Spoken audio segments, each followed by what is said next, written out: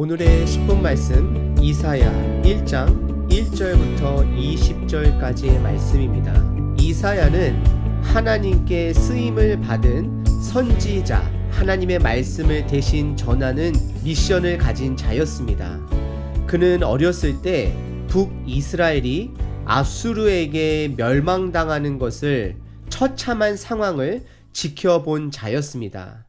그리고 하나님께서 본격적으로 그를 부르시고 사역을 시작하면서 남쪽 유다에서 7세기, BC 7세기 중반부터 BC 6세기 초반까지 하나님의 말씀을 전파하고 선포하는 임무를 수행했던 자였습니다. 특별히 오늘 본문 말씀 1절에 4명의 왕이 나오는데요. 일단 이 4명의 왕을 통해서 이사야서의 배경을 한번 살펴보도록 하겠습니다. 1절입니다. 유다왕 우시야와 요담과 아하스와 히스기야 시대의 아모스의 아들 이사야가 유다와 예루살렘에 관하여 본 계시라, 이렇게 시작하고 있습니다. 첫 번째 왕은 우시야 왕이라고 되어 있는데요. 우시야 왕은 유다의 10번째 왕으로서 초반에는 하나님이 보시기에 선한 왕이었습니다. 그리고 그의 업적은 블레셋 사람들과 대항하고 아라비아 사람, 암몬 사람, 마온 사람들과 싸워서 많은 승리를 거두고 또 본인의 나라를 군력을 튼튼하게 했던 왕이었습니다. 그리고 학자들마다 연도수의 견해가 조금씩은 다르기는 한데 우시야 왕은 최소 35년 이상 정도는 왕권을 잡은 것을 보게 되는데요. 이렇게 한 왕이 왕권 기간만 약 30년이 넘는 것을 보게 되면 그때는 이스라엘 유다 가운데 남유다에게 황금기였던 것을 보게 됩니다. 정치적으로도 많이 안정이 된 상태였던 것을 보게 됩니다. 하지만 이 우시야 왕이 말년에 교만해져서요. 제사장들만이 수행할 수 있는 분향하는 일을 하려다가 문둥병이 걸려서 죽게 됩니다. 그리고 그를 이어서 그의 아들 요담이란 왕이 16년 동안 이제 왕위를 잇는데요.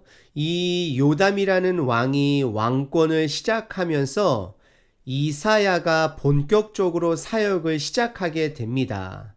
그리고 그 다음 왕은 아하스 왕인데요. 우시야가 10대 왕, 그리고 그의 아들 요담이 11대 왕, 그리고 지금 이제 아하스가 12대 왕으로서 이 왕은 정말로 악한 왕이었습니다.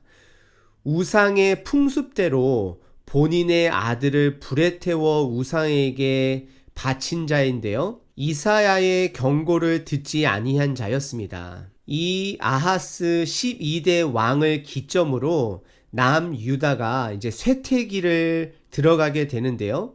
다시 한번 말씀드리면 우시야 왕 때는 황금기였고 그 아들 요담까지는 황금기였는데 이 악한 왕 아하스 때서부터는 이제 남유다가 쇠퇴기를 걸어간다라고 보시면 됩니다.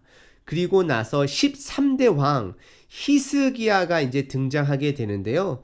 이사야에서 중심적으로 다뤄지는 두 사람이 있다 그러면 바로 이사야 선지자와 그리고 히스기야 왕인 것을 보게 됩니다. 이 히스기야 왕은 참 선한 왕이었고 열심히 노력하는 왕이었지만 막판에 한 가지 실수를 하게 되는데요. 우선 먼저 그의 선한 행적들은 성전을 수리하고 우상 숭배하던 신당을 없애고 그 전왕 아하스 왕이 우상을 세우고 그런 신당들을 다 없애버리고 또 나라가 아수르로부터 공격을 받을 때에 이사야 선지자에게 도움을 요청한 자, 즉 하나님께 도움을 구한 자였습니다. 그리고 병들어 죽게 되었을 때도 이사야가 함께 기도하고 그가 함께 기도함으로 하나님께서 그의 병을 고쳐주셔서 15년을 더 살게 해주셨습니다. 하지만 마지막에 잘못한 것은 무엇이냐면 바벨론에서 사자들을 파송했는데요. 그 사자들에게 본인들이 가지고 있는 귀한 물건들을 자랑하고 보여줌으로 인해서 나중에 이 바벨론 사자들이 이스라엘 백성들을 침공하는 계기가 아닌 계기가 되어지는데, 이사야가 이것을 책망함으로 하나님께서 예언을 해주심으로 이제 남유다도 바벨론에게 멸망을 당할 것이다라고 이렇게 예언을 하게 되고요. 더 나아가서 또 이 히스기야 때는 또 아수르의 침략을 대비하여서 이스라엘 성전 안에 있는 기혼샘을 중심으로 실로암까지 지하로 굴을 파서 전쟁이 나서 포위가 되더라도 그 안에서 물을 길러올 수 있도록 준비한 왕이었습니다. 다시 한번 간단하게 이사야 배경을 설명드리자면, 남유다의 우시아와 요담 왕 때는 황금기로서 번성하던 유다의 나라였지만, 아하스 때 시대부터 악한 왕이라고 말씀드렸는데, 그때서부터 퇴락기로 걸어가면서 하나님께서 이사야를 통하여서 유다에게 선포하시는 말씀입니다. 그리고 제가 말씀드리는 황금기라는 것은 영적인 황금기하고는 다른 것입니다. 그냥 세상 기준으로 봤을 때에 잘 먹고 잘 사는 기준인 것을 다시 한번 말씀드립니다. 대부분의 선지서, 하나님의 말씀을 듣지 않는 백성에게 하나님께서 선지자를 통하여서 선포하는 말씀의 책들인데요. 대부분의 선지서들은 심판으로 시작해서 소망으로 끝납니다. 다르게 말씀드리면 책망으로 시작해서 소망, 앞으로 너희들이 어떻게 살아야 하는지에 대해서 나누고 있습니다. 특별히 이사야서는 66장까지 있는데요.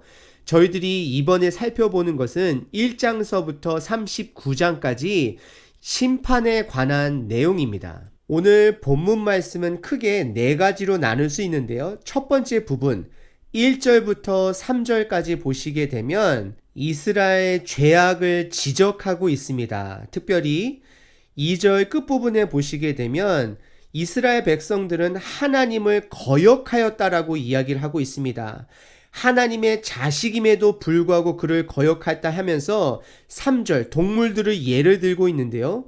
소는 그 임자를 알고 나귀는 그 주인의 구유를 알거마닌, 동물들도 주인을 알아보고 임자를 알아보는데 이스라엘은 알아보지 못한다라고 지적하고 있습니다. 그리고 두 번째 부분은 4절서부터 9절까지 유다의 죄 그리고 그에 따른 하나님의 형벌에 대해서 경고하고 있는 내용입니다. 4절에 슬프다라고 시작을 하고 있습니다. 이사야가 보기에도 이 이스라엘 백성들이 하나님을 멀리하고, 4절에부터 보시게 되면 행악의 종자요 행위가 부패한 자식이로다. 결국에는 부모 세대나 자식 세대나 행악의 종자요, 부모 세대를 이야기하는 것이고요. 부패한 자식이로다. 자식도 마찬가지로 여호와를 버리며 하나님을 버렸다라고 이야기를 하고, 또 그 하나님이 하시는 일들이나 모든 것들을 만홀히 가볍게 경히 여긴다라고 말하고 있습니다. 그런데 그들은 그 패역을 계속하는데 5절에 너희가 어찌하여 매를 더 맞으려고 패역을 거듭하느냐, 이걸 우리나라 말로 바꾸자면 매를 번다라는 것이지요. 그러면서 머리는 병들었고 마음은 피곤하며 발바닥에서 머리까지 성한 곳은 없이, 그렇게 힘든 상황 가운데서도 돌아오지 않는 이스라엘 백성들에게 이사야는 회개하라고 선포하고 있는 것입니다. 그러면서 9절에 만군의 여호와께서 우리를 위하여 생존자를 조금 남겨두지 아니하셨다면, 하나님께서 사람들을 조금이라도 남겨주시지 아니하셨으면 남유다는 소돔과 고모라 같았을 것이라고, 완전히 멸망했을 거라시라고, 하나님께서 작은 소망의 씨앗을 남겨주는 것을 보게 됩니다. 그리고 세 번째 부분은 10절서부터 15절까지인데요. 하나님의 백성으로서 모양은 있지만 실질적인 삶이 없는 것을, 가시적인 하나님의 백성의 모습을 이사야가 지적하고 있는 내용입니다. 10절에 보시게 되면 너희 소돔의 관원들아, 이스라엘 백성을 하나님을 모르고 죄악이 가득한 나라의 관원이라고 표현하고 있습니다. 그러면서 11절에 너희의 무수한 재물이 내게 무엇이 유익하뇨? 우리의 편한 말로 말씀드리면 우리들이 하는 헌금이 하나님에게 무슨 유익이 있냐라고 물어보는 것입니다. 그 당시에 숫송아지나 숫염소의 피를 기뻐하지 아니하신다라고 합니다. 헛된 재물을 13절에 다시 가져오지 말라라고 말하고 있습니다. 이것을 지금 현대로 표현하자면 우리들이 습관적으로 드리는 주일날 정해진 헌금 금액, 우리들이 습관적으로 드려지는 11조, 그런 것이 하나도 소용없다라고 이야기하고 있습니다. 14절에 보시게 되면 내 마음에 너희의 월삭과 정한 것이죠. 월마다. 그리고 정한 절기를 싫어하나니 우리들이 예배드리는 부활절이나 크리스마스 예배를 싫어하신다라고 표현하는 것입니다. 이것이 무엇일까요? 왜냐하면 이들이 삶은 살아내지 않고 하나님 백성으로 그 삶을 살아내지 않으면서 하나님의 백성으로 해야 될 절기만을 지킨다라는 것입니다. 예배의 모양만 있고 예배의 삶이 없다라는 것입니다. 지금으로 말씀드리면 복음의 모양은 있지만 복음의 삶이 없다라는 것을 지적하고 있습니다. 그러면서 네 번째 부분은 16절서부터 20절까지 있는데요. 그 삶을 하나님의 백성으로서 그 삶을 살아내라고 실질적으로 이야기하고 있는데, 특별히 저희들이 집중해야 될 봐야 될 구절은 16절과 17절입니다. 너희는 스스로 씻으며 스스로 깨끗하게 하며 내 목전에서 너희 악한 행실을 버리며 행악을 그치고, 즉 그들이 하고 있는 나쁜 죄악된 행동을 이제는 멈추라는 것입니다. 그리고 17절, 선행을 배우며, 선행을 하라는 것이 아니라 이제는 배워야 된다라고 이야기하고 있습니다. 무엇이 선행인지, 세상 기준이 아닌 하나님의 말씀의 기준으로 선한 일이 무엇인가를 배우라고 이야기하고 있습니다. 정의를 구하며 학대받는 자를 도와주며 고아를 위하여 신원하며 과부를 위하여 변호하라라고 말하고 있습니다. 너희들 삶 가운데서 하나님의 백성으로서 그 삶을 살아내야 된다라고 말하고 있습니다. 하나님께로 돌아가면 너희들이 죄를 이제는 스탑하고, 그리고 무엇이 선한 길인가를 배우고 그 삶대로 살아내면, 그러면 너희 가운데 죄가 주홍 같을지라도 시뻘걸지라도 눈과 같이 희어진다라고 이야기하고요.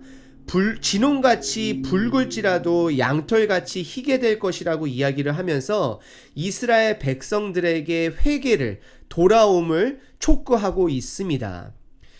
여러분들 오늘 하루를 한번 돌아보시면서 내가 오늘은 주일이 아니지만 내가 믿음의 사람으로서 복음의 삶을 살아내고 있는지를 돌아보시기를 바랍니다. 혹시 여러분들께서 양심적으로 하나님께서 성령님을 통하여서 지적하고 있는 그 죄가 있다라면, 첫 번째, 스탑하셔야 됩니다. 그리고 두 번째, 성경 말씀을 통해서 우리가 어떻게 살아야 될지를 배우셔야 되고, 삶 속에서 그 삶을 살아내는 것은 여러분들의 힘으로 가능한 것이 아닙니다. 계속해서 그 방향을 묵상하시고 성령님께 도움을 간구하시고 그 삶을 살아내는 연습을 하다 보면 하나님께서 여러분들의 삶을 받아주시고 인도하여 주시고 좋은 길로, 복된 길로 인도해 주실 것입니다.